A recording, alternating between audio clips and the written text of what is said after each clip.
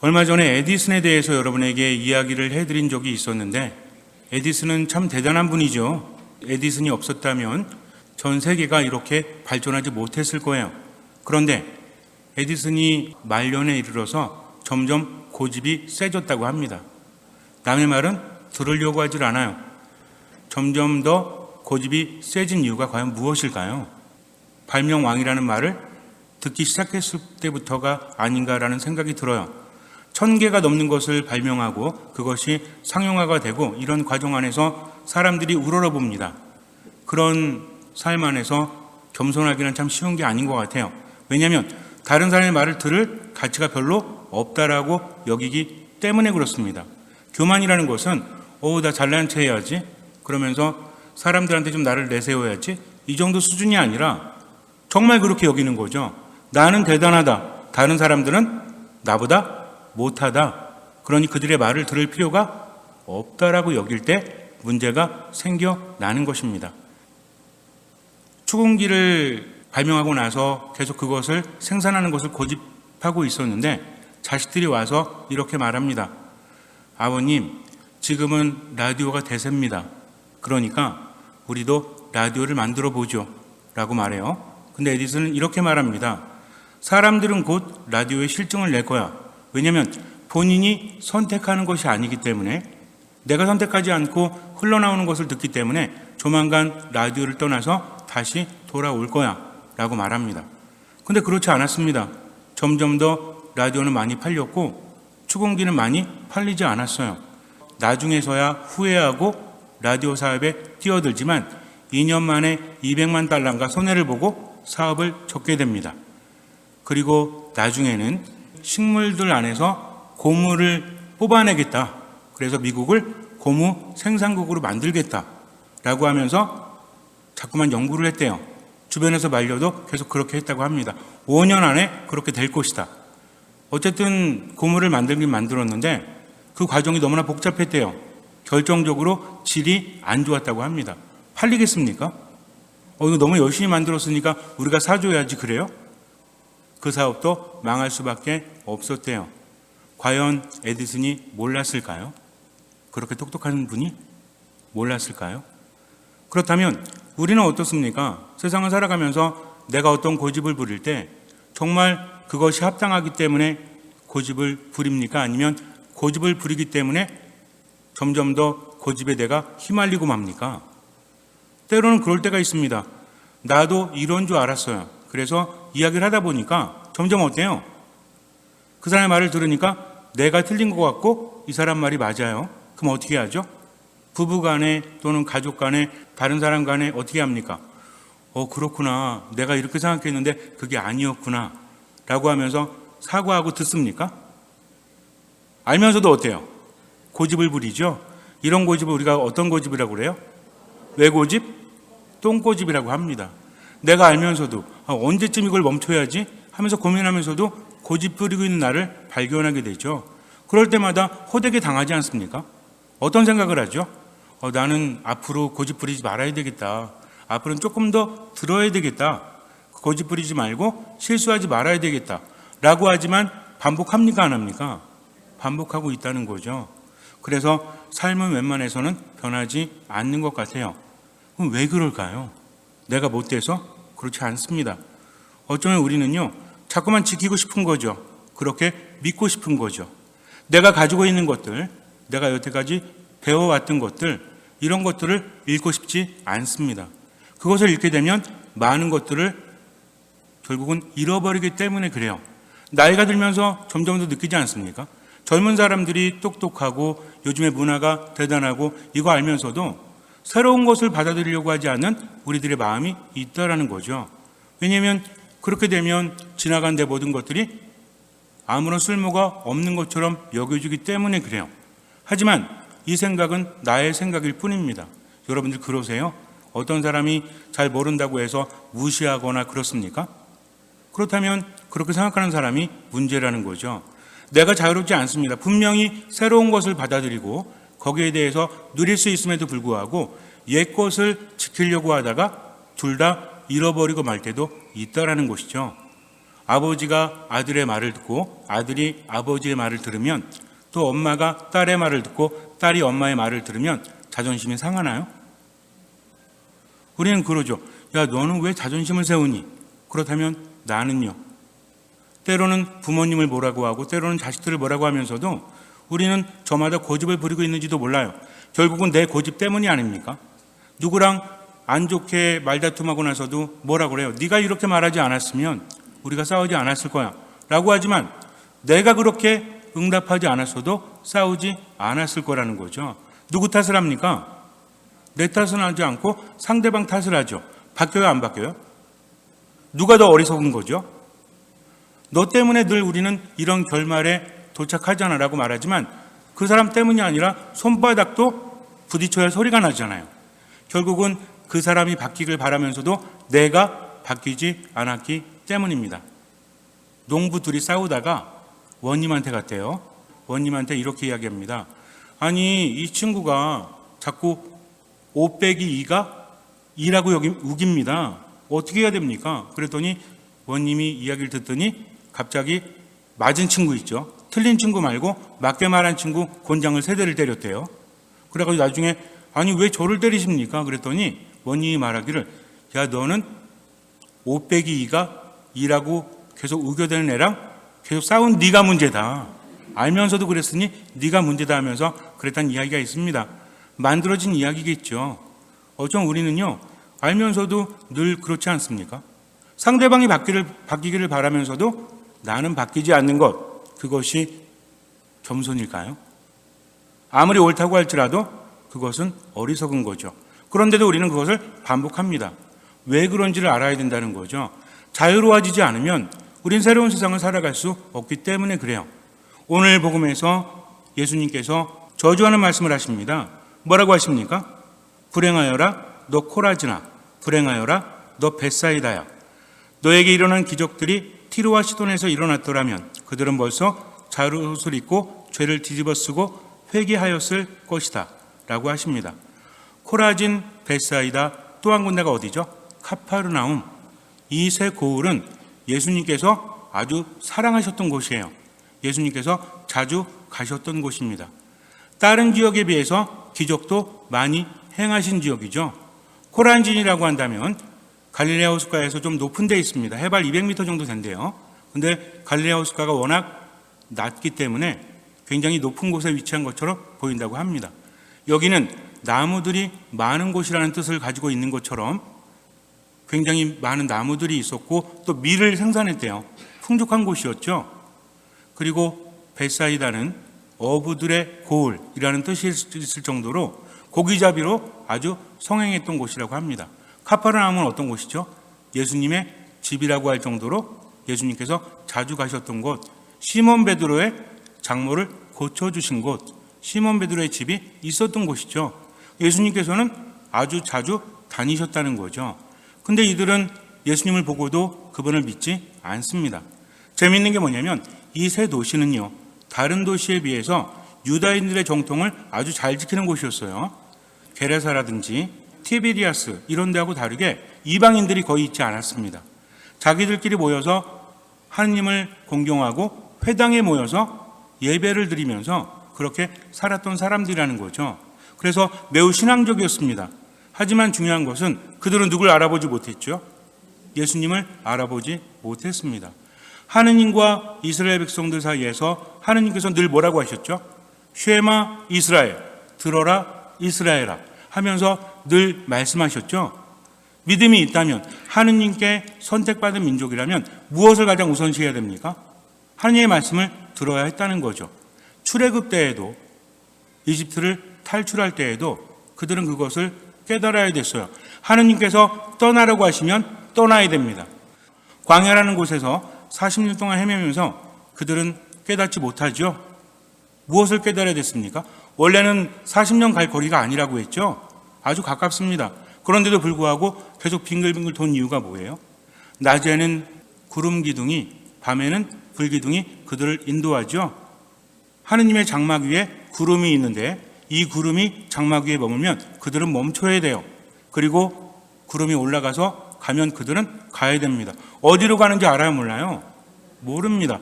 그저 구름이 떠나면 그들도 갈 뿐입니다. 구름이 멈추면 그들도 멈출 뿐이에요. 아주 재미있는 게 있습니다. 신약에서도 비슷한 게 있죠. 물론 이스라엘 백성들은 아니었지만 동방박사 세 사람이 무엇을 보고? 별을 보고 예수님께 찾아옵니다. 그들은 길을 몰랐죠. 대략 어딘지는 알았어요. 하지만 이들에게 있어서 어딘지 아는 것은 별로 중요하지 않습니다. 별이 가면 그들도 가야 돼요. 별이 멈춰 있거나 사라지면 어떻게 해요? 기다립니다. 또 별이 나타나서 가면 또 간다는 거죠. 이것이 바로 신앙입니다. 이것을 배워야 했다는 거죠. 하느님의 말씀을 듣고 즉각적으로 움직일 수 있는 것, 이것이 무엇이다? 이것이 믿음이에요. 근데 자꾸만 삶을 살아가면서 하느님보다 내 자신이 커집니다. 분명히 유다인들끼리 모여서 회당에서 하느님을 찬미하면서 그렇게 생활했지만 정작 하느님이신 예수님을 알아보지 못합니다. 그들은 율법을 중요하게 여겨요. 예언서도 중요하게 여깁니다. 그러나 하느님의 기적을 보고도 마음이 움직이지 않는다는 거죠. 그러니 이제 더 이상 해줄 것이 없습니다. 예수님께서 저주하신 이유는 그들이 깨닫기를 바랬었죠. 그런데도 그들은 깨닫지 못해요. 신앙을 받아들이기 위해서 우리는 어떻게 해야 됩니까? 많은 경우에 세속의 삶과 신앙의 삶을 나누죠. 뭐라고 이야기합니까? 하느님의 말씀이 정말 좋은 거 압니다. 그분의 뜻대로 살 때 자유로운 거 알아요. 그런데 성당에 와서는 그것을 느끼는데 제 삶으로 간다면 그게 불가능합니다. 왜냐면요, 저 혼자 사는 게 아니거든요. 세상은 신앙만으로 살 수 없거든요. 하면서 스스로 판단하고 있죠. 유다인들은 하느님을 알아보기 싫어서 예수님을 배척했을까요? 어쩌면 그들이 여태까지 정말 오랫동안 지켜온 모든 것들이 무너지기 때문에 하느님의 말씀에 있어서 가장 중요한 것은 옛것을 지키는 것이 아니죠. 무엇입니까? 그분의 말씀은 살아있습니다. 하느님은 어떤 하느님이시죠? 하느님은 살아있는 이들의 하느님이시기 때문에 그래요. 이삭의 하느님, 야곱의 하느님 이렇게 말씀하시지 않습니까? 하느님은요, 죽은 이들의 하느님이 아니라 살아있는 이들의 하느님이다. 그러면 나중에 우리가 죽으면 하느님은 우리를 모른 채 하시나요? 그게 아닙니다. 하느님은 지금의 하느님이요, 하느님을 믿는 사람은 살 수 있기 때문에 그래요. 예수님 뭐라고 하십니까? 나를 믿는 사람은 죽더라도 살 것이요, 살아서 믿는 사람은 죽지 않을 것이다 라고 말씀하십니다. 즉 하느님을 믿고 예수님을 믿는 사람들은 죽지 않고 언제를 살아간다? 지금을 살아간다는 것이죠. 이것이 바로 믿음이에요.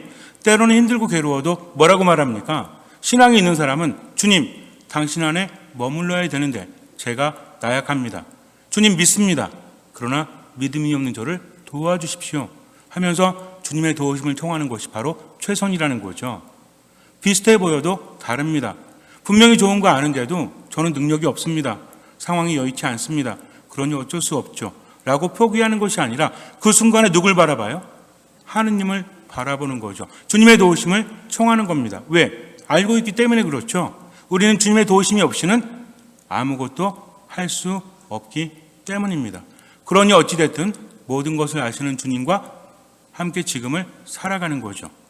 다만 우리가 조심해야 될 것은 나는 고집을 부리고 있지 않은가.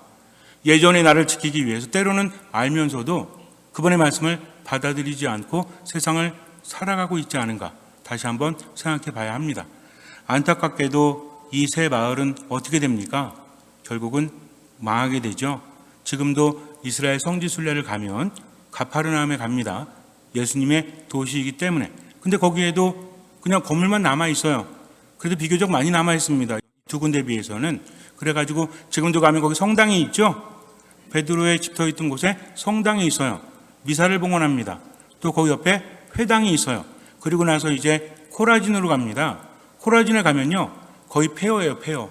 그렇게 융성했던 곳이 결국은 망하고 말았다는 거죠.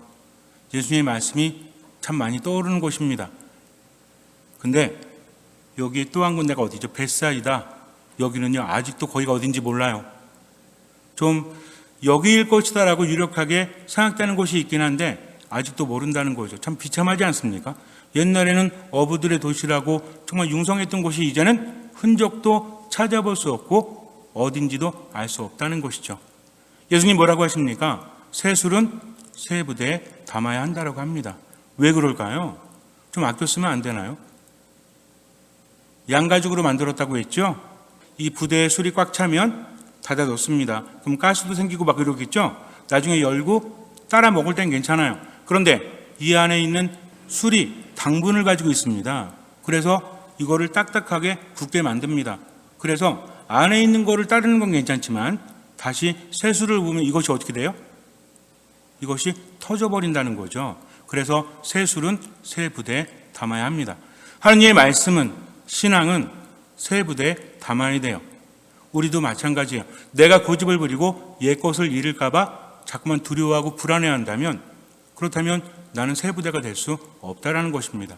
신앙적인 깨달음은 삶 안에서도 그대로 적용이 됩니다. 하느님의 말씀을 사람의 말이 아니라 하느님의 말씀으로 알아듣는다면 우리는 어떻게 살까요? 하느님의 말씀은 하느님의 사명을 이루지 않고는 다시 돌아가지 않는다라고 하죠. 우리는 어떻게 하면 돼요? 그 말씀을 믿으면 돼요. 인간적인 방식이 아니라 하느님의 방식대로 뜻을 이루시는 말씀을 믿고 그저 순명하고 따라가면 돼요. 때로는 아프고 힘들어도 죽지 않습니다. 그분께서 당신의 방식으로 우리를 이끌어 주시기 때문에 그래요. 근데 여태까지 살아온 결과 이건 아닌 것 같아 하면서 내가 판단하는 순간 우리는 겸손함을 잃게 된다는 거죠. 신앙적 겸손함이란 무엇입니까? 그분의 말씀을 듣고 때로는 아프고 힘들어도 내려놓을 줄 아는 것, 그리고 그분을 따라갈 줄 아는 것. 그래서 예수님 뭐라고 하십니까? 나를 따르려는 사람은 제 십자가를 지고, 그런데 우선 뭘 해야 돼요? 자기 자신을 버리고 심지어는 목숨까지 버리고 나를 따라야 한다. 그러면 생명을 얻을 것이다 라고 하십니다. 우리들 삶 안에서도 고집 부려봤자, 살려고 해봤자 어떻게 됩니까? 죽을 수밖에 없죠. 나중에 더 비참해지고 나중에 수습 불가가 되잖아요. 그런데 순간 자존심 상하고 화난다고 할지라도 옳은 것을 알았다면 그럼 어떻게 해야 돼요? 미안합니다. 내가 착각했습니다. 저 때문에 마음 상하셨죠? 라고 말할 수 있는 용기가 필요해요. 이것이 바로 겸손입니다. 저도 마찬가지예요. 신학생 때는 자꾸 들으려고 했는데 신부대서는 어때요? 이게 쉽지가 않아요. 처음에 1년차, 2년차 때는 어땠어요? 그때는 그래도 뭐 보좌 신부님하고 이렇게 젊은 신부님이니까 지금도 젊지만 그때는 그래도 제가 모르는 게 있을 수도 있죠라고 해요. 근데 이제 모르는 걸 모른다고 말하는 게 너무 쪽팔려. 진짜 그래요. 그래도 나를 내려놓지 않으면 아는 체 해봤자 망신만 당하죠. 그렇지 않습니까? 나로부터 자유롭지 않으니까 내가 힘든 것 같아요. 내가 자꾸만 높아지려고 하니까 사람들이 하는 말이 기분이 나빠요. 자식이 하는 말이 기분이 나쁘고 친구가 하는 말이 기분이 나쁘고 또 아랫사람이 하는 말이 기분이 나쁠 수도 있어요. 그럼에도 어떻게 해야 돼요? 새 술은 새 부대에. 그래서 앞으로는 내가 고집을 부리는 걸 느낄 때가 있죠. 모르는 건 어쩔 수 없지만 고집을 부릴 때 어떻게 해야 돼요? 새 술은 새 부대에. 하느님의 말씀은 새로운 대 안에 담아야 한다. 그러니 어떻게 하자? 죽자. 하느님께 모든 것을 맡기자 하면 그때부터 기적이 일어납니다. 내가 고집만 부려도요 얼마나 많은 변화가 일어나는지 몰라요. 사람들이 깜짝 놀랍니다. 이쯤 되면 고집 부릴 텐데 고집을 안 부려. 처음에는요 무너지는 게 쉽지가 않아요. 얼마나 자존심 상하는지 몰라요. 여러분들 집에 가셔가지고 해보세요. 미안합니다. 내가 잘못했어요. 내가 오해했네? 라고 인정하는 게 어렵죠? 정말 이거 진짜 힘듭니다. 그래도 해보면 어때요? 처음에만 어렵죠. 한 번 무너지고 두 번 무너지고 우라통이 터지고 화딱지가 나요. 그럴 때 멈추면 안 돼요. 어떻게 해야 돼? 끝까지 죽어야 됩니다. 어떻게? 그냥 죽으면 안 된다고 했죠? 그냥 죽는 건 무슨 죽음이다? 그냥 개죽음이다.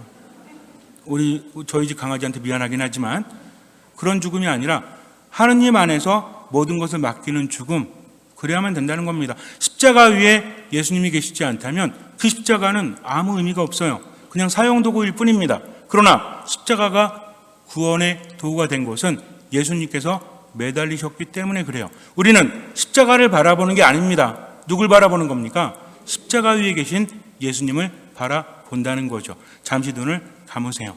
이제는 스스로부터 자유로워져야 됩니다. 자존심이 좀 상하면 어떻습니까? 죽는 것보다는 난데. 기분이 좀 나쁘면 어떻습니까? 그래도 다른 사람들이 산다면 나도 살기 때문입니다. 내 삶을 돌아보고 하나님을 내 안에 모시기 위해서는 내 고집을 버려야 됩니다. 삶이 힘들기 때문에 그분의 말씀대로 사는 게 힘든 게 아닙니다. 내 고집을 버리지 않기 때문이죠. 내 판단을 버리지 않기 때문입니다. 이제는 주님만 바라보고 내 안에 있는 고집을 내려놓을 수 있도록 기도하십시오. 기도하지 않으면 아무것도 안 돼요. 고집 꺾어야지. 이제는 겸손하게 살아야지. 마음만 가지고는 되지 않습니다. 예수님 뭐라고 하십니까? 기도하지 않으면 그런 일을 할 수 없다라고 하십니다. 주님께 모든 것을 맡겼으면 주님의 도우심을 청하면서 아무것도 판단하지 말고 지금 그대로 주님께 봉헌하면서 최선을 다해서 살아가십시오. 주님께서는 그 믿음을 보시고 우리 삶에 놀라운 기적을 일으켜 주실 것입니다. 아멘.